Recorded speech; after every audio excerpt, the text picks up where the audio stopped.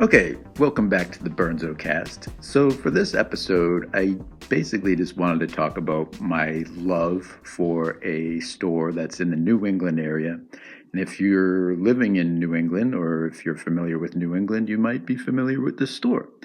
And it's called Newbury Comics. And it sounds like, if you're not familiar, it sounds like it's a comic book store, but it's actually more than just a comic book store. It has music, CDs, has DVDs, and a lot of T-shirts and novelties, and I guess manga dolls, whatever those are. It has a lot of different stuff.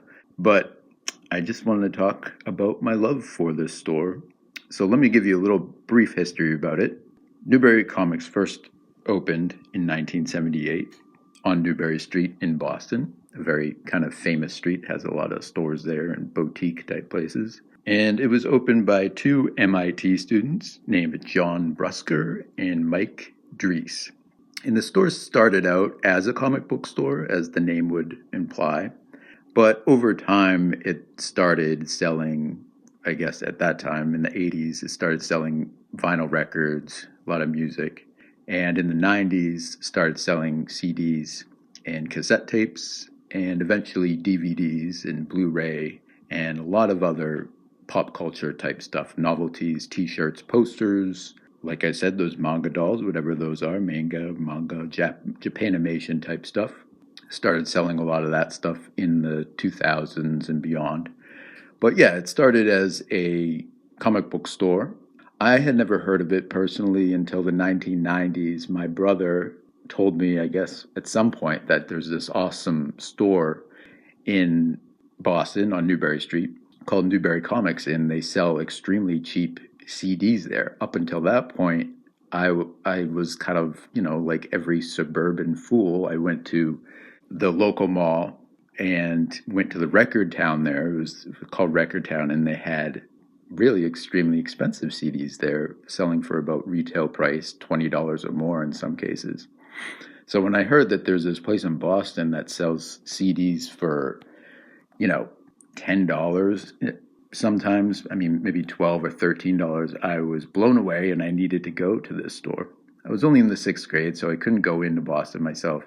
So I actually joined my mother one day, and we actually met up with my dad, I think, in Boston. He worked in the Prudential Center area. So I think we met up with him for lunch or something like that. My mom needed to go to some other stores in that area, Newbury Street or maybe the Copley Mall, Prudential Mall, something like that. But I tagged along with her, and I was able to go to Newbury Comics. And I had a lot of paper route money at the time, so I was able to buy a lot of stuff there. And I do specifically remember buying a Offspring CD. It was Smash, the Offspring Smash CD, and it was only about $12 or $13. It might have even been less than that. I bought some Beastie Boys posters, and I specifically remember buying an Alice in Chains t-shirt for their album Jar of Flies. It was really an EP. But yeah, my first experience at the Newbury Comics was, I was really blown away by it because the people working there, first of all, were so weird looking. They were like from another dimension or planet. They had, the dyed hair, dyed every which color. They had piercings, nose piercings, obviously ear piercings. They had piercings in places that I probably couldn't see, but they had body piercings everywhere. They had the fishnet stockings. They had the Doc Marten boots, really, punk type T-shirts and stuff. And they looked like they're from another dimension. I never saw these people anywhere else in my life. So I was really, that really left an impression for me. And I just remember wondering, where did these people live? Did they all, I kind of had this image in my mind that they were all living together in some apartment loft in Boston somewhere in kind of a commune, not a hippie commune style, but I guess like a punker commune style. And, Boston had kind of a punk scene at the time. There were all those runaway punks that used to hang out in Harvard Square. So I kind of just had images in my mind that all these punkers would be living together in some apartment loft in Boston like a one-room apartment, but with like 20 or 30 punkers packed in there or something. I don't know. And most of them worked at Newbury Comics. That's who these weirdos were.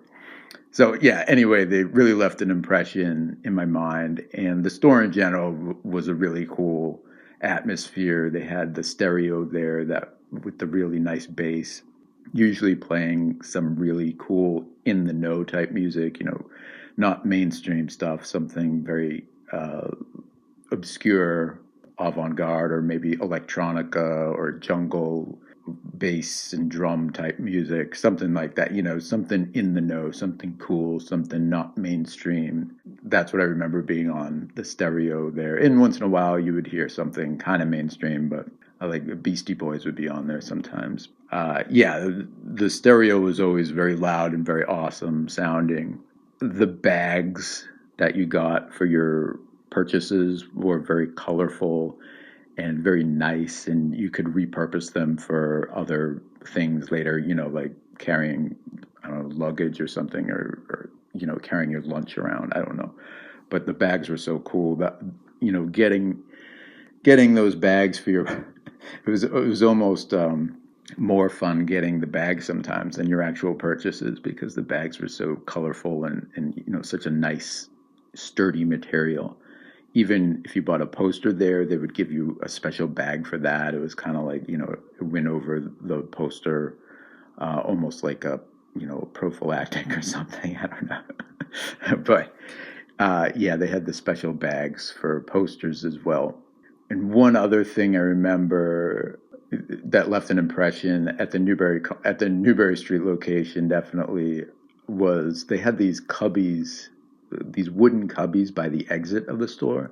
And in each of these cubbies, there'd be little flyers or cards even, or something bigger than a business card, but they'd be very colorful and they'd have fantastic graphic design on them, but they'd be promotional material for DJs who were playing at local or nearby clubs in Boston, usually on Lansdowne Street, like Karma Club or Axis and Avalon, Jake Ivory's or something like that. All these clubs are gone now on Lansdowne Street. Now there's, House of Blues and a couple other kind of lame bars there, but, or there'd be, punk show flyers, and there'd also be these free copies of the Boston Phoenix, which was a free newspaper that Boston used to have. It was kind of a cool newspaper. It no longer exists, but if you're from Boston, you probably know what I'm talking about, the Boston Phoenix. It was just a newspaper, but it was free. So there'd always be copies of the Boston Phoenix at the exit there of the Newbury Comics, along with all those DJ promotional flyers. And I'd basically just get one of each flyer because they look so cool. And sometimes I'd hang them up in my room. Yeah, and one thing I really liked doing at the Boston Newbury Comics was I went through this phase of being interested, and this mainly came from my brother who got me into it, but I got really into techno, or techno really isn't the right word. When you say techno, you think of bands like The Real McCoy, or what is it, like Culture Beats or something like that, but this was more like electronica and jungle, drum and bass music. I got really big into that music in the late 1990s, I think. And Newbury Comics would have this whole section of electronica compilation music. So I usually bought a lot of compilations there, mainly there was this record label called Astral Works, and they released a bunch of compilations of techno type music, electronica.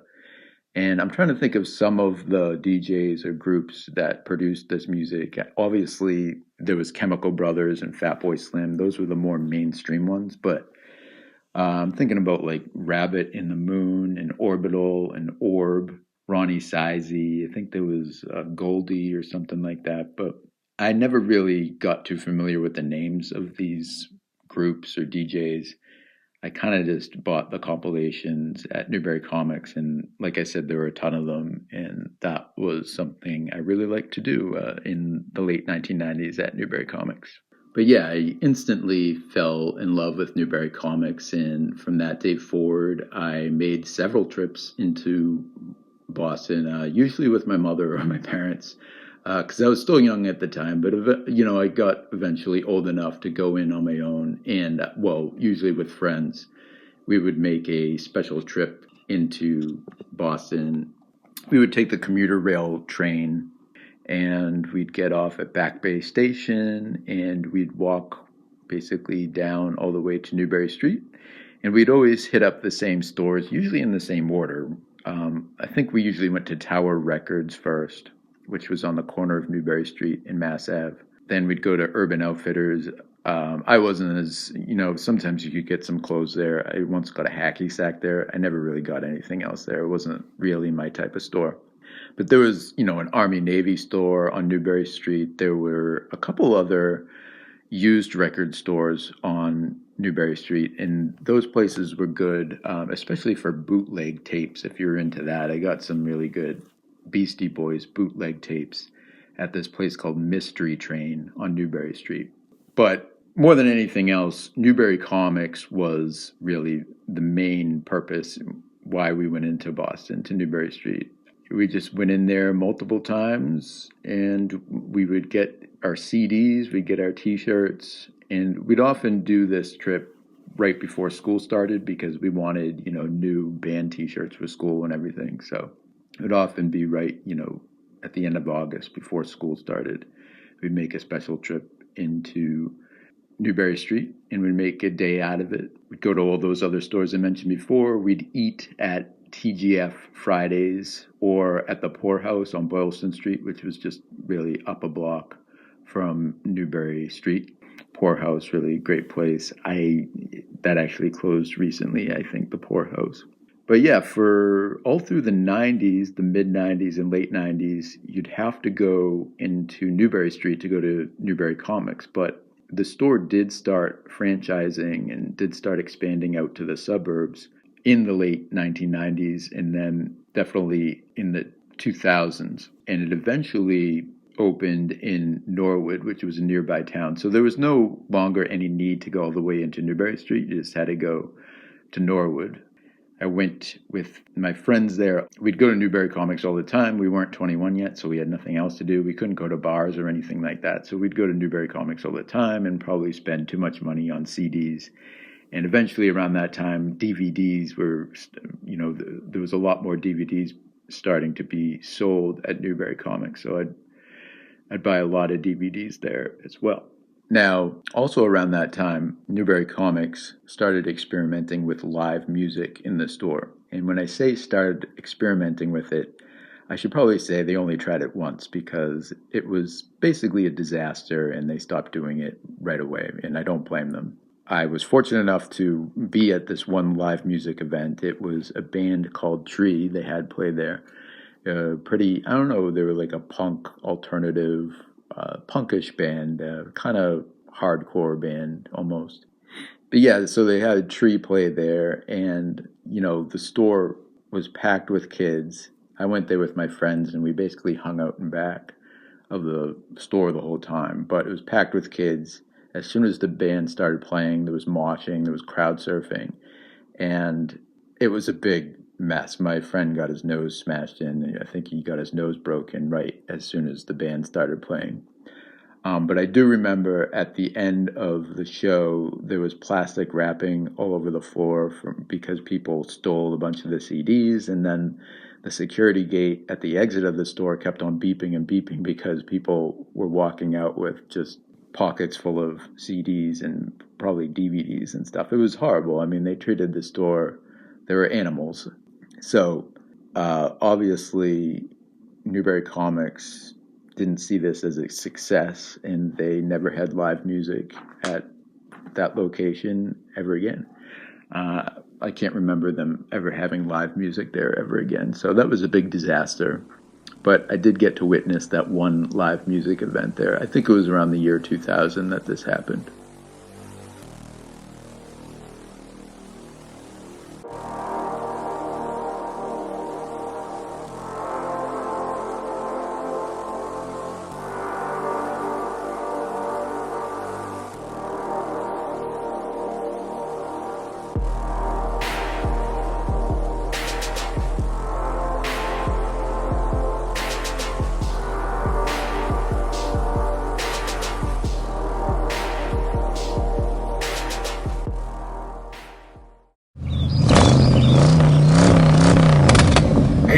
baby.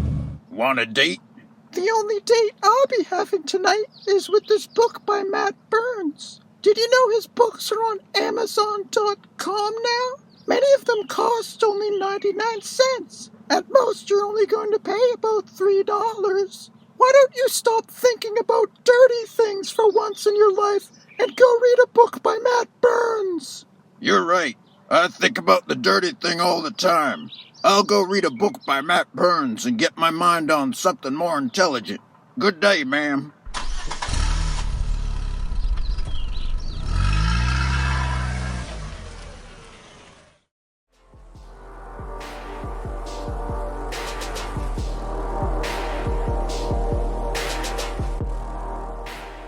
As the 2000s went forward, Newbury Comics stayed pretty big. But, you had Napster, you had iTunes, and you had iPods, so music became much more digital and there was less of a need for CDs. There was still a need for DVDs, and those were pretty big for a while, and then Blu-ray.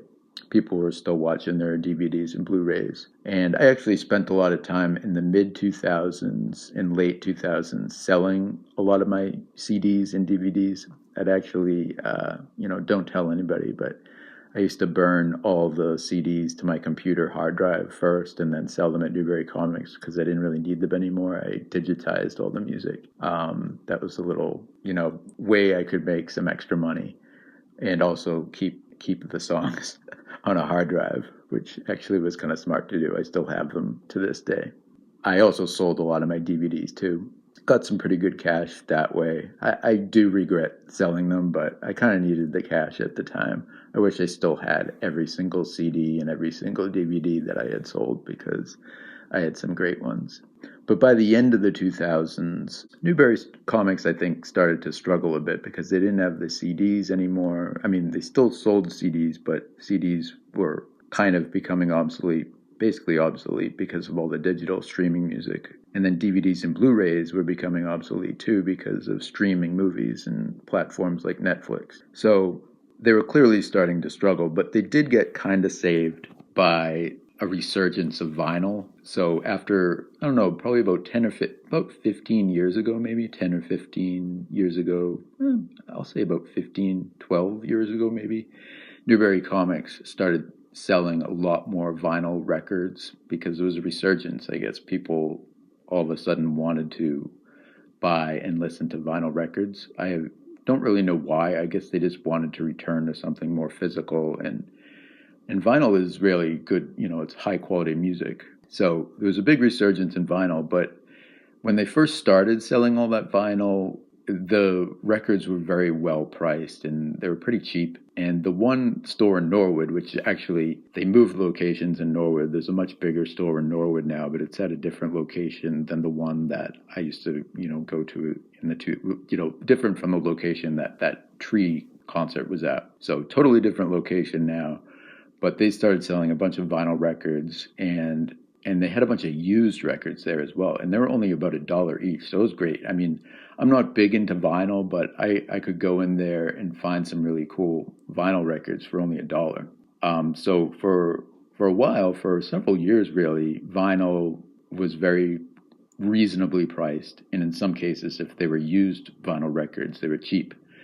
Nowadays, they're very expensive. If you go into Newbury Comics now, they're definitely on the expensive side. They're very nice. I mean, they make very nice new vinyl records now for all, major artists. They're very nice. They're very good looking, and they probably sound great, but they're very expensive. So over the period of 10 years, the vinyl records have gone from being very reasonably priced and you could buy a bunch to being very expensive. I'm not into vinyl because it's not worth the money in my opinion. But today, I still like going to Newbury Comics for their DVDs and Blu-rays. And I know DVD and Blu-ray is it's an obsolete medium now, but Newbury Comics is selling them for very cheap. And this is a very good, even a year ago when I started going to Newbury Comics again, the Blu-rays and DVDs were very cheap then, but I've even noticed over the past year that the prices have gone up. So I think the days of DVDs being so cheap, and these are all used DVDs, I think those days are probably in the past, and now who knows, maybe there's a resurgence of DVD's popularity and they're becoming more expensive. But then again, everything's expensive these days in the year 2024. So they're more expensive now. But yeah, Newbury Comics is still alive and kicking. It still has the same smell to it. The store still has the same smell. And I guess it's probably the smell of plastic from all the CDs and DVD cases. There's also a smell of, like, I don't want to say it's BO because that would imply that it's a bad smell, but it's actually a good BO smell. It's like a hint of BO mixed with plastic. Or to put it another way, I think it's more like somebody had an Italian sub with a lot of onions on it and ate it there, and there's like a hint of onion maybe mixed in with the plastic smell. I know that sounds kind of weird, but there's definitely a distinct smell to Newbury Comics, and it's still very much present in the store. I love that smell, actually. A couple other things about Newbury Comics. There's a lot of mall locations now, and they're not as good as that main Norwood location. They don't really sell many CDs or DVDs. They mostly sell T-shirts, novelties, the manga dolls, the Japanimation dolls. They sell a lot of those. Not a lot of, actually no DVDs, no Blu-rays at those locations. So I'm not a huge fan of the mall locations, but I do still really like the Norwood location. It's big. There's tons of music there. Still a lot of CDs, tons of vinyl there if you're into vinyl, and quite a bit of DVDs and Blu-rays as well. Unfortunately, the people who work at Newbury Comics they're awesome people, but they're not as weird as the ones who were at that initial Newbury Street location. And I don't think you'll ever get that again. I mean, it's more like hipster. They still, they have their bling to them. I don't know, is bling the right word? Editor's note. I believe the term I was looking for was flair, which comes from the movie Office Space. But they have, they're definitely hipster looking, and they look a little unique. They might have dyed hair. They might have some piercings. But they're definitely nowhere close to as weird as those workers at the Newbury Street location in the mid-1990s. So that's kind of sad. I don't think you'll ever see that again. But they're still awesome people. It's still a great store to hang out in. I really like going to Newbury Comics when it's quiet in there and they have some just really obscure, probably hipster-type music playing over the stereo, and it's just really quiet in between songs. You can hear the crackling from the stereo because it's usually a vinyl that they're playing. And it's a very peaceful experience just looking around in there. Again, when it's not that busy. And it usually isn't that busy anymore. Probably because, nobody's really buying CDs anymore, sadly. But yes, there's always going to be a place in my heart for Newbury Comics. I still think it's going to be around for a while. I think it's doing pretty well, especially at the mall locations. And if anything, they'll just probably close a few stores here and there, just kind of consolidate the business a little bit. But I think Newbury Comics is here to stay for a while. It's hard to know where the future is. I think the future is still going to be digital streaming music and movies. There's probably going to be a resurgence here and there of physical media, whether it be CDs. The vinyl resurgence is still pretty strong. I don't know if there's going to be a huge resurgence of DVD and Blu-ray, that physical media, but yeah, the streaming is still probably here to stay. So I think Newbury Comics, that's why at the mall locations, they don't really sell CDs and DVDs. They sell all the novelties and the clothing and other, posters and stuff like that. Totally understandable why they do that, because people just aren't buying CD and DVD anymore, that physical media. But yes, there's always going to be a huge place in my heart for Newbury Comics. I love the store to death, and I really wish it the best.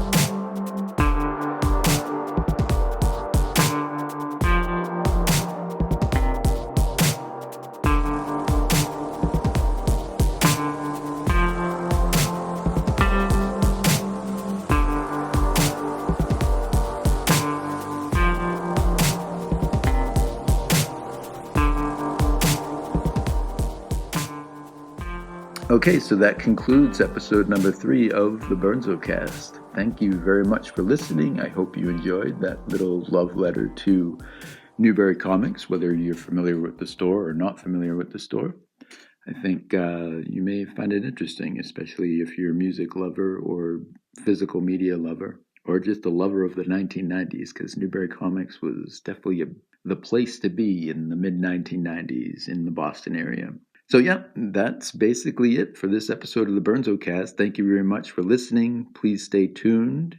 I will be making more episodes and posting them probably, it seems like, once a month.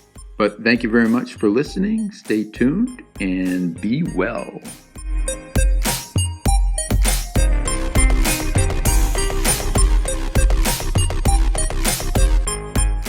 Hey everyone, if you want to check out my writing, be sure to check out my blog, theburnzodiaries.com, and also check out my books at amazon.com. I have many novels there, including Johnny Cruise, Supermarket Zombies, Weird Monster, The Woman and the Dragon, and I also have many Kindle singles there and other books, including memoirs. So be sure to check out my blog, theburnzodiaries.com, and also my books at amazon.com.